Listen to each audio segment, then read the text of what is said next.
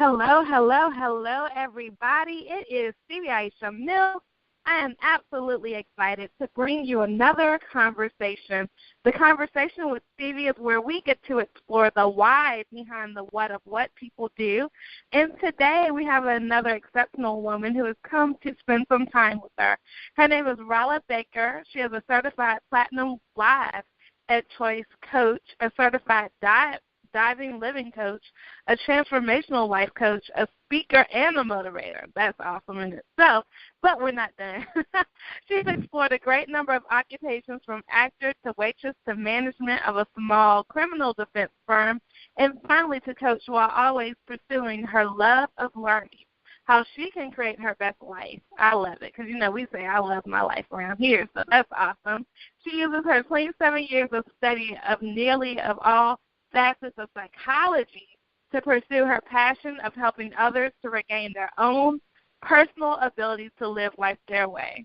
She is committed to helping others take the steps to become experts at transforming their own lives through private one-on-one and group coaching programs. She lives in Denver, Colorado, runs her own shop at Live and Let Live through joyful adventures in life, all while staying busy guiding her 2 teens, 3 adult children, and a 5-year-old into living their lives through choice. It's a personal philosophy and her belief that our lives are our responsibility to create, and when it's gone awry, we are the ultimate culprit. I know that just stepped on some people's toes, but wait. We are not broken and don't need fixing. We just need to take responsibility for and control our own choices. We have an opportunity to choose, design, and create a life worth living. I love it. I love everything I read. And so without any further ado, welcome to the conversation. Thank you. Thank you for having me. I'm so excited to get to chat with you after watching you for so long on the radio and online. Thank you. I'm excited about what you do. Oh, my gosh, it's so much. I'm like, the time that we have here, we're going to cover a lot of things, a lot of amazing things. And the first thing that I really want to know is, where did all of this come from? Were you a child who took personal responsibility for her actions, or did you learn all of this along the way? Oh, I learned it along the way. I learned as a child I was a competitive athlete, which really probably helped, because I learned very young that if I wanted to succeed to the level I wanted to succeed, it came down to the choices I was making. Did I eat the cookies, or did I eat the protein and the vegetables? Did I go to the gym and work out, or did I hang out with my friends at the mall? And so I very quickly from that perspective learned that we can have a life by design, but we have to make the choices and hold responsibility for the choices we make to get to where we're trying to go. Wow. I love that, because I talk a lot about personal responsibility as well. And a lot of people they try to play the blame game so much. They try to just really say, I'm not responsible. It's this person, that person, this happened in my childhood. And even though, I do feel for them when they say those type of things, I think that at some point, even in my own life, we've got to look in that mirror and say, okay, enough is enough. We have to change the narrative of our lives. And so what do you feel about that? Do you think that people just do not take personal responsibility enough? And why do you feel is the reason they don't take it? Gosh, that's such a great question. Absolutely. I feel like we're taught, and I think that unfortunately females more so than males, in our culture in America, we're taught to be nice, be pretty, and be quiet. And so when you stand up and you take responsibility, you ruffle feathers, because you're willing to say, that's not for me. And people don't like that, because, again, if you get out of the victim mode and you get into the responsibility mode, then it's no one's fault but yourself. You have no one else to point at anymore. So, yeah, I think it's super important that we grab that bull by the horns, so to speak, and we really relish the power that we have as individuals when we claim our power, we also have to take the responsibility of the choices. Now, as I mentioned about being female versus male, when you're female and you're raised in our culture, you got to be pretty, you got to be quiet, you got to be nice, you got to take care of everybody else. You get lost. It's very quick that you learn you're going to get, you get lost. You give a little bit of who you are. You give a little bit of what you choose that day away because it makes mom happy or dad happy or the boyfriend happy or the children happy or the husband happy, and that's what they want. And so there's a balance that you have to reclaim as an adult, and it starts with being willing to say, I love you, and I choose you in my life, and I also choose me. But when we do that and someone gets angry or upset or they pull the blame or the guilting, moms are great at guilting, right?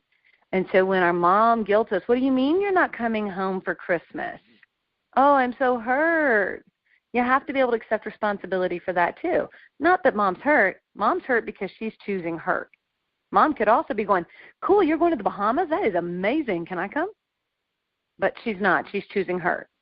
And you have to be available to allow other people to choose what they choose, whether they do it consciously or unconsciously.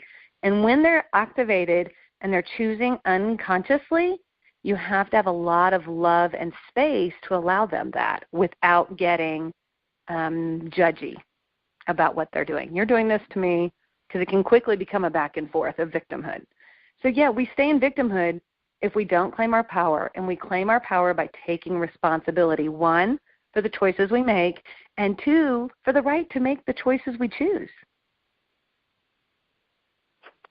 Wow. I was thinking just about what you said just now about being so free and open that you allow other people to make their choices. And we know that you've had some wonderful experience being a mom. So how do you do that with your children? For all of the mothers who may listen to our show today, what do you suggest for people to say, okay, let your child make their choices, along with balancing, being a great parent as well? So how does that work? That's a great question, Stevie. Thank you so much for this opportunity to answer it. I love this question. So how it works is there have to be set consequences. So, sure, you can break curfew. When you break curfew, when and if you choose that, this is the consequence for that behavior in this household. Curfew is there so that you're safe. I know you're safe. I can get sleep. You can get sleep. All things that are necessary that you maybe don't hold an esteem for because you're 16 and you think you know everything. But that's the rule in this house. And if you choose to break it, your choice, this is the consequence of breaking that. And then you hold the consequence good and hard. And I'm a big fan. I'm not a physical person. I've never hit my children or any of that or spanked them or whatever. But I'm a big fan of a good, hard, strong consequence. So whatever it is that is nearest and dearest to that child, that's the consequence.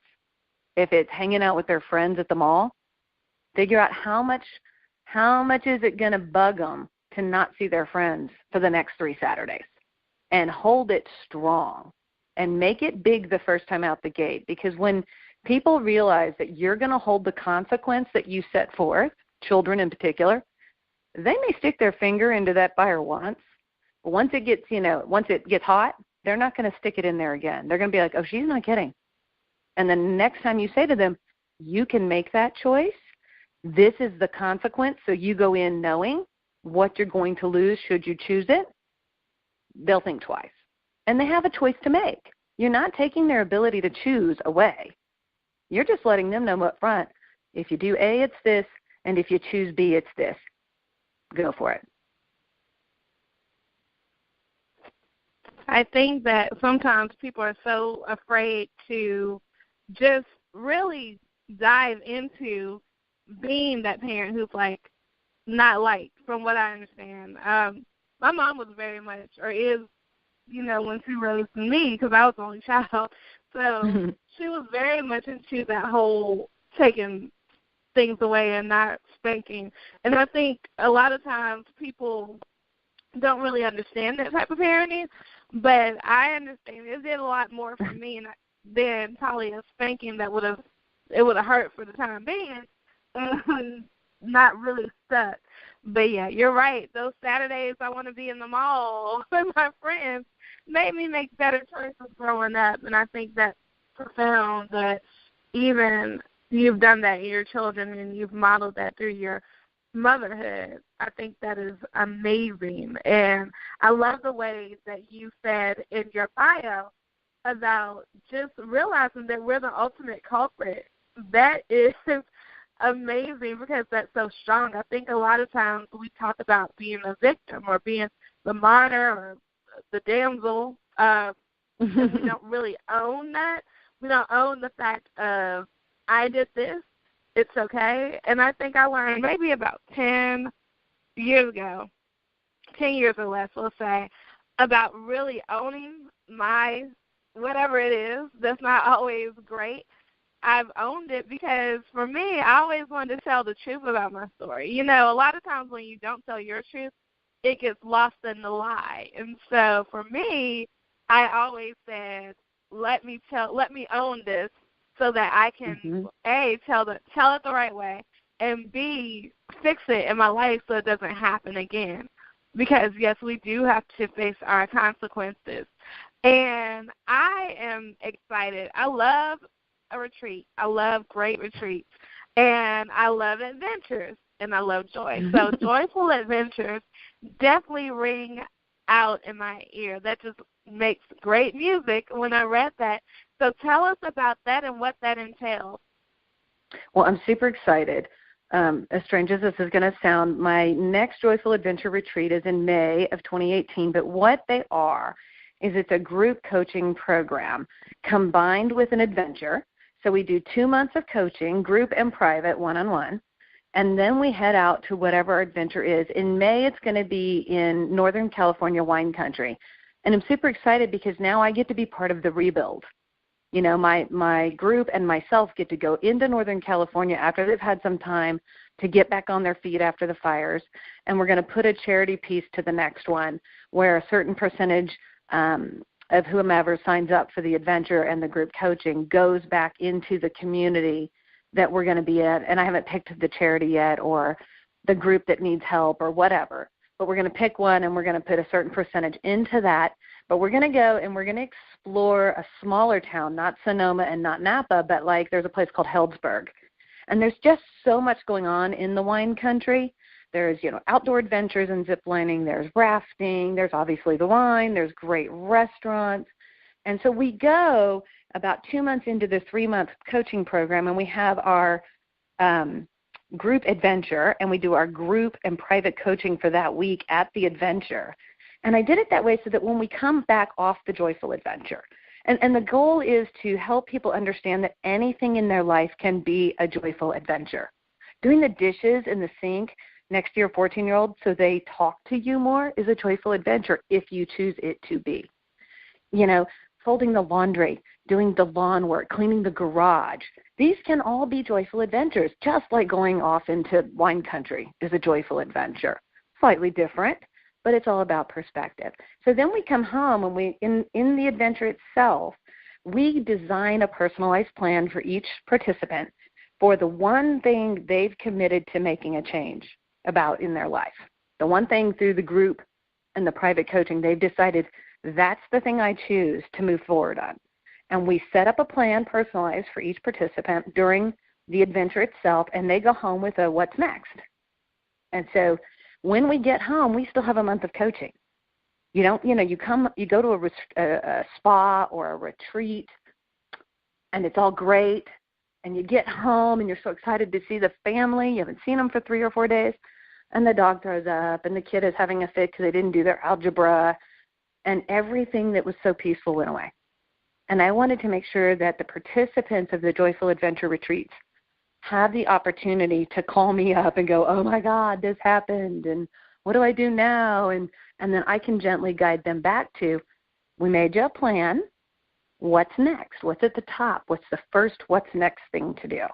And get them moving over the next month so that they don't feel lost. They don't feel overwhelmed. Well, they may feel overwhelmed, but they know they have a resource to reclaim themselves and then get them back on track towards that personal responsibility, towards that what's next for themselves, towards taking that step to create the life by design. Wow. Wow, wow, wow. And I love the fact that it's joyful adventure because I talk a lot in my world over here about I love my life. And it really is true. But that message, because, yes, every experience is a joy. Every experience. And I love the word joy. I believe that happiness is fleeting, but joy is eternal. And so the whole thing that surrounds it is that you don't have a fleeting thing. You know, happiness can change weather, just like the weather changes. It can be happy one day, sad one day, but joy is something that is fixed inside of your soul and your spirit. And it's just a beautiful thing. I love the fact that you also have it where you have accountability after this amazing time. Because it's one thing to have a retreat. It's one thing to go out and experience some greatness and all of that fun stuff, but then what? Then what happens when the reality sets back in? I kind of remember, that reminds me of when I quit my job back in 2009. I quit my job and kind of, thank God, have never had to look back to it. But I remember those first few weeks being there and just truly saying, I quit my job, and then the next couple of days I went out to Vegas for my birthday. It was right around here. October 21st actually will be the anniversary day. And so it's, we're going forth into November and December and ending this year so we could get to March. But when you go through those times, those turbulent times, and it's like, okay, what happens after reality sets in? I went to Vegas and then came back to the fact that I didn't have a job and I had no accountability. And I had to figure it out. So, yes, I love the fact that you do give them a joyful time so that they can come from just being where they are in that experience, but also let's get you back accountable now that you've had this time together and now that you've grown from this experience. So how do you choose the yummy places you go for your retreat? Well, I chose the wine country, the Northern California wine country, because in May it's such a pretty time of year to be up there. I spent 11 years of my life in my 20s growing up myself, as it were, in Southern California, in Los Angeles, Santa Barbara, etc. And I've just always had an affinity for California in general, and I'd never managed to go up to wine country. So I chose it because it offers, A, I like wine country, B, I like wine, and C, it offers a lot of different opportunities in the same location. So like I said, there's hiking, there's rafting, there's carriage rides, there's bicycling tours, there's foodie stuff. There's just a lot of different things to do. And I always try to pick an adventure where the participants have the opportunity to do something they wouldn't necessarily do alone, or they wouldn't do without their husband or without their best girlfriend. And so this is an opportunity to get out there and really do that. And I structure our retreat time so there's a lot of free time. So we have our set structure time. We have our meals together for the most part. But I always make sure they have 3 to 3.5 hours a day to do whatever it is they want to do. And we also pick an adventure, at least one, sometimes two. We will have another one going to Costa Rica where one of the main adventures will be surfing. We'll have one going to Argentina. We're going to go to Buenos Aires. That's going to be bring the beauty out. So bring the beauty from in to without and show who you are and how beautiful you are. And that one will be a slightly more expensive retreat because we'll spend more time. And we'll learn to tango, and we'll learn to dress our bodies the way they're shaped today and accept that. And we'll learn some hair and makeup stuff and things like that. So that's a bigger endeavor, and that'll happen probably early 2019. But I pick them based on something that inspires me. So I have wanted to go to Argentina and continue to learn to tango for a very long time. It's just such a sensual, pleasing, joyful dance, the expression of the movement of the dance itself. And then I have friends that are Argentinian, and the way they live life is just they're so full of life. The good and the bad, they're all big. They're all joyful expressions. And so I really wanted to be able to go and explore more of that. And I thought there's not a better way to do that than to take people with me. And let's go do it together. And let's go get out of our comfort zone and go bring that beauty from the inside out and really embrace who we are. And so I try to choose them according to something either A, that I adore doing, like surfing, and that I know most women won't try on their own, or B, a location or a spot that has a lot to offer. That's generally how I choose retreats. And if somebody has a suggestion, I'm totally open.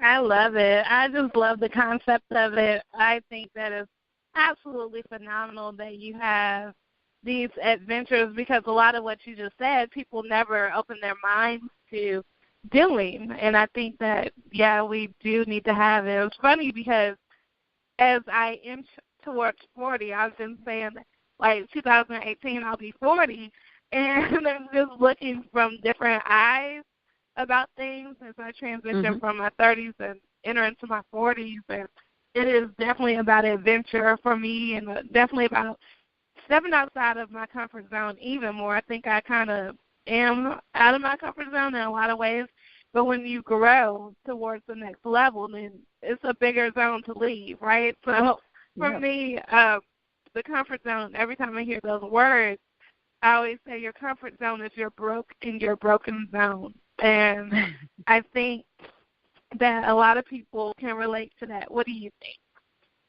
Oh, I totally agree. I always see the comfort zone as more like the tent fort that you had as a kid where you could hide from your brother. Well, I didn't have brothers, but my sister.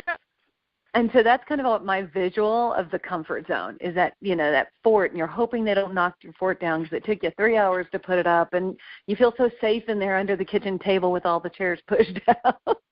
So, yeah, the comfort zone, it has a time and a place, and if it's used appropriately, your tent fort can be a great place to go to restore, to gain a sense of, okay, what's next? I'm ready to move ahead. People just tend to get stuck there. It gets scary in our world. We're not a culture that supports failure, and I don't mean it like go out and fail and stay down. But I mean, one of the biggest things I learned was the lessons I learned through failing at something. Not to be a total failure, but the lessons I learned about getting back up, about being resilient, that the world didn't come to a screeching halt because I had overdrawn my checkbook by accident. What are some of the other quote-unquote failures of life? I was an actress in L.A. for 11 years, and I chose to move to New York. I got bored and got tired of being an actress, and no sooner did I move, but I got 17, calls to come in and see the biggest casting directors, and I didn't have the money to go back to L.A. to go see those casting directors. And that could be looked at as a failure. But I look at it as I actually was very true to myself in that moment. I knew when I left Los Angeles I didn't want to pursue acting anymore. And so I shut all the doors and waited for the next ones to open. And so, the comfort zone, if you get too comfy, you get stuck there. And you wake up one day and you think, when did I turn 55? I'm not 55, but, when did I turn 40? What happened? And you got stuck in your comfort zone. It was too easy. The way I got to be a life coach, I'd always studied psychology. I just find us fascinating. But the way I decided to become a life coach was that after having my children that are now teenagers, I started having nightmares, and I started sitting straight up in bed at about 3 a.m. thinking, what the bleep did I do? This is not what I thought I was getting myself into. Who wants this? And here I am living in this beautiful 5,000 square foot house with 3 cars and 3 kids and all of the stuff, and I can go on vacation anytime I want, and the husband's a lawyer, blah, blah, blah. And I was waking up every night, 3 to 5 nights of the week, in a total sweat, thinking, what the you-know-what did I do? This is not what they said it was going to be. And I realized I could get comfortable here, or I could be who I am. So Live at Choice, I work for a woman who does liveatchoice.com, and that's her work, and I coach underneath her because I just love her program, and she always says who I be. So wanted to clarify that. But getting back to the comfort zone, we can get stuck there. It's really easy to wake up and suddenly realize, oh, wait, my baby just graduated from college, and they're leaving in 3 weeks, and then who am I? You know, or my last one left the house, and my husband just left me, and now I don't have any skills because I've been doing the mothering thing, and nobody gives that any credence. And how am I going to survive? So, yeah, the comfort zone can be a really dangerous place. Wow. It's true. And then I think you're, like, just looking at your life and your bio and that information, I think that even people have to look at it holistically to the fact that you have all of this life, right? I think I believe in God. God really shapes things to come into existence. But the fact that you have all this life, right, you could coach on that because you've lived that. So even though that was not necessarily the step that you wanted to take, or that you, like, people could look, perspective is a key word in what you said, it just shaped your life from all these other experiences you had. And I think that's a profound thing that we often overlook, in the fact that we do have life experiences. And even myself, I didn't wake up and say I wanted to be in entrepreneurship. I never wanted to be into entrepreneurship. That was not something that I set out to do, but that was kind of the way my life got shaped. And so, yeah, I do know all these entrepreneurial skills, especially about bootstrapping and building it up from nothing without any experience. I can relate to that. But I also, in my mind, could have looked at the fact that I didn't do well in corporate America. I got really sick from the stress of that. I could look at it the same way, and I think that we all just have to be really keen about how we live our life and appreciating the life that we have and growing and relishing in that. And, you know, it's just a beautiful thing, and the work that you do really gets me excited because people need to hear about it from a lot of different people, delivering in a lot of different ways. And it's amazing because I feel like when the years and the time that we have upon earth has to be for more than just us. And so you definitely are living in your now, and you're definitely living in your purpose. And so I think that we are rounding up. We have a few more minutes here on the conversation, and I want to ask you the question that I tend to ask my guests. It is, what question or what thought or what dialogue do we need to have prior to you leaving this show? I say, just think about it like this. Stevie, we've got to uncover this for the people before I leave today. What would that thing be? Oh, I'm glad you asked. That's such a cool question. The thing for me would be, how do we open the dialogue across all of the different labels we put on each other, from the visual labels to the who everybody is labels? How do we open a dialogue, Stevie, where we can be honest about what we see from our perspective, and we can embrace what someone else sees from their perspective, and we can do that without holding a judgment about who anyone else is or what anyone else has experienced in their life based on who they look like they are. I think in our world today, we have so much turmoil and strife going on, and it's almost like if you are who you are, you've got to be careful about what you say, because you might hurt this one, or you might upset that one, or you look like this, so people assume that. And I just think we have to get past all this judgment. And it's so funny because a lot of it's promulgated visually. You know, you look like a fill in the blank, so you must be a fill in the blank. And none of us are any of it. We're all of it. We're all of it. So the question would be like, how do we get past this thing that's going on where we can't hold a conversation without already deciding what is true and what isn't about someone else? Wow. I love that question. I love that question. I love the dialogue we're about to have because it's funny. I always push the envelopes just with my friends, definitely, because a lot of my friends do not look like me. They are, especially here where I live in Roanoke, Virginia, where the population of Caucasian people kind of outweighs. I have a lot of conversations about race because with open-minded people, and I'll say this is what it is and this is how we feel, and not to speak on behalf of my whole race, but more so for myself. But I think that just opening that dialogue has to be the way, and doing it in a comfortable environment and realizing that just because this looks a certain way or sounds a certain way, it doesn't mean that. And the only way that you'll ever know that is to have that conversation. And that truly is really about what I value myself on open conversation and really understanding people and really getting to know people and introducing and connecting. And I think when enough of that is done in a positive manner, that's when the world can change, and that's when the layers can be pulled back, and that's when, like the movie Crash, which is an awesome movie, I still think they need to go ahead and make Crash too.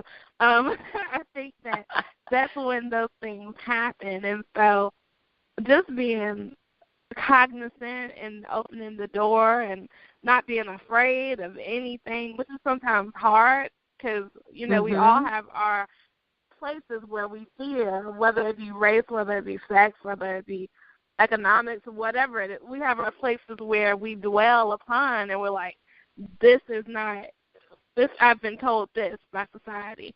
But really understanding what you're saying and making a choice and a personal responsibility for ourselves to open that dialogue and to say, this is where I am and this is how I'm going to show up in the world, and I cordially invite you to show up with me in an honest way. Right. I think that we have to, all of us, and you know, this is about race. This is about gender. This is, I don't generally refer to race because I think it's a hot button term that we're now latching on to. Really, it's about ethnicity and culture, and really it's about history and understanding that no matter where we come from, in this lifetime we're living this particular version, and we're all God's children. We're all God's children. And until we start embracing each other as such and having the belief system set into ourselves that we're all valuable and we've all had experiences. And my experience doesn't negate yours, and yours doesn't negate mine, and my being female doesn't make men bad, and men don't make me bad, and all of that. We're so locked into our own version of the story that we're struggling to get past that and be able to see everybody else as, I don't know what it's like to walk in Stevie's shoes. I'm not in them. So how can I have a judgment about that? I only know what it's been like in my shoes. And my shoes have been good, they've been bad, they've been upside down, they've been sideways, they've been wet, they've been dry. You know, I've had, you know, because of the way I look, I've had good stuff happen and I've had bad stuff happen.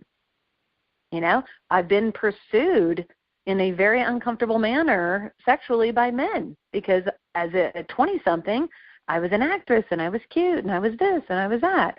But I was perceived in a certain way based on how I looked, and they didn't know anything about me. And I got to choose, was I going to be offended or not? Again, it comes back to that choice we talked about early on. The same thing with anything we have to be available to have room to allow Stevie to be Stevie because God puts you here now, so you have something to do here now. And to let Rala be Rala, because God put me here now, so I have something to do here now and out across the world. And until we can get to where we can allow everyone to be who they are, and, you get to choose. I'm not saying put up with bad behavior. Address the behavior. You did this behavior, and that's not okay with me. That's great. But then have a conversation about who they really are, because what we do is not who we are. Amen. And to realize that we all are on the journey of trying to do the best we can and get it right, I think really having some grace with ourselves and each other is a powerful thing, too, because a lot of times we don't. We jump to a lot of conclusions. We make life much harder than it is. We play these games inside of our head right, that don't need to be there. And Pastor Stephen Frederick has a book that I'm currently reading called Crash the Chatterbox, and I realize how much of a chatterbox I have in my head. Like, I always try to live up to these ideals that don't even exist, and I've had to really learn to give myself grace. So, yeah. Absolutely. This is rich. I just said to my husband last night, I was having we call them the notoriously bad days. And I was having one yesterday, and it was really, I woke up this morning and was laughing about it. But he said to me, so how long do you want to have this for? And I love it when people around you start to throw back what you teach to you, because it's that wonderful opportunity to look at that and go, and I said, I want to have it until bedtime. I want to have my bad day until bedtime. And he's like, as long as you're choosing and you know when we're done.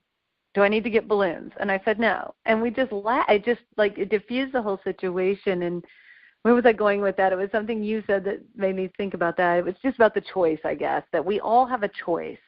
And we all have a choice to accept others. And we're all good at, I know what it was. You said we're all doing the best we can. We're all doing the best we can. And I had just watched Eat, Pray, Love, since you quoted a movie. I'm going to quote one. I had just watched Eat, Pray, Love yet again. It's one of my faves. And there's a place in there where the Italian tutor says, Liz, when you're learning something new, you have to be polite with yourself. I just love the way they put that. You have to be polite with yourself. We're all doing the best we can. And when we're wiser and we're more aware, we do better. Amen. Wow. This has been a powerful conversation.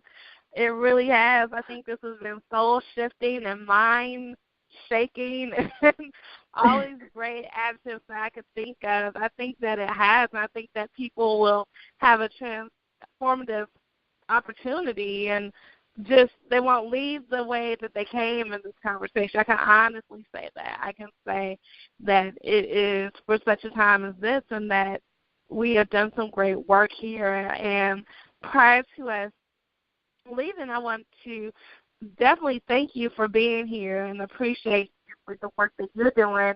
And like I say, keep rocking your it factor and changing lives, starting with your own. And I want to give you the opportunity to say any lasting words you may have and also give your social media and website and all that great contact information. Awesome. So my thing is joy, like you said earlier. And for me, joy means just own you. If you get out there and you just own you, you feel the joy. And to that, like I said earlier, we have our Joyful Adventures in Life retreats. We have a number of them. You can check me out at www.ralajoy.com. I should say .ralajoy.com. And shortly I'm working on my new website, and that will be www.justownYou.com. And that's where you'll be able to get more and more information about Joyful Adventure Retreats and laser coaching, which I also do. Where else can you find me? You can find me at Rala Joy on Facebook. You can find me on Twitter somewhere. I think it's at Rala Brubaker. You can email me at team@ralajoy.com. And again, that's RALAJOY.com. So that's how to find me, and I would love to continue the conversation. It's so funny that we're doing this because I have something I wrote down like 100 years ago and 3 moves ago, and every time I move houses, I find this little sticky note, and it says, my why is to guide people to transform their life and own who they are by having amazing conversations. Wow. Oh, my goodness. That was my why like 5 years ago. And the fact that this little sticky note jumps up all the time at me, I just think it's so apropos. So thank you so much, Stevie, for having me on the conversation. I can't wait to talk to you more off the conversation and see how we can work together. And I love watching you online. So thanks for doing that too. Thank you. Yes, this has been an amazing day. I feel the joy. I do. I feel joy bubbling up everywhere, and I appreciate this. It's been great. Everybody, we have just spent this amazing time with Rala Brubaker. I'm so excited I can't even talk. She has been such a phenomenal co-conversationalist today. It's been a great pleasure to be here. I pray that you all have enjoyed the conversation with Stevie. If you ever need to connect with me, you just need to know how to spell my first name, Stevii, and you can find me all over social media. You can find me at www.stevie.com. And, of course, you can find me here on The Conversation with Stevie. Make it a great day. You know I never say have a great day. Make it a great day. Why? Because you, and yes, you too, have the power to do so. Hugs and love. We'll talk to you soon. Bye.